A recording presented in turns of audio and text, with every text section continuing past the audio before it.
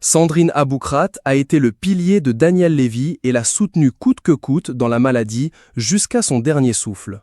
Pendant ses traitements à l'hôpital, lorsque son cher et tendre était en réanimation, elle a eu une idée géniale pour lui remonter le moral. Elle est venue avec un piano. Elle voulait le mettre en face de moi. C'était l'occasion de savoir que j'étais en passe d'avoir des projets, de l'avenir, avait-il raconté à l'époque au micro d'Europe 1. Et même depuis qu'il n'est plus de ce monde, elle continue à perpétuer sa mémoire. Pour la Saint-Valentin, elle a partagé une touchante photo de Daniel Lévy avec leur fille, Nessiel, née quelques semaines avant la mort du chanteur.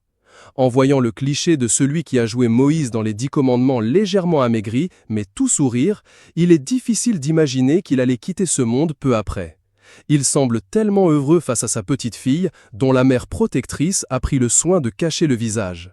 Sandrine Aboukrat a accompagné cette tendre photo d'une magnifique déclaration pour son amoureux. « Mon amour, aujourd'hui et pour toujours mon mari, notre princesse. Belle fête à tous les amoureux. On vous aime. » Valérie Benaïm, Véronica Loubry ou encore Laham n'ont pas hésité à exprimer leurs émotions en commentaire face à ce beau message d'amour. Une publication partagée par Daniel Lévy, @Daniel Lévy officiel. Ce n'est pas la première fois que sa femme entretient la mémoire de son défunt mari. Le 2 janvier, elle avait posé une jolie photo d'eux enlacés et avait, dans un long post, souhaité une bonne année à celui qui est son mari depuis 2018. Parce que tu es avec moi aujourd'hui et demain, parce que tu es notre roi, et même si le manque de ta présence est immense, ta Neshama, âme, NDR, est là avec nous à chaque instant. Une publication partagée par Daniel Lévy, @Daniel Lévy officiel. Sandrine peut compter sur le soutien des autres enfants de Daniel Lévy, nés de son ancienne union avec Laure. P. Affronter cette terrible épreuve. La famille est très soudée. L'interprète de la chanson d'Aladin, Ce rêve bleu, a eu un premier fils, Abel, en 1992. Il serait lui aussi féru de musique. Ses copains me disent qu'il chante, mais je crois qu'il n'ose pas devant moi.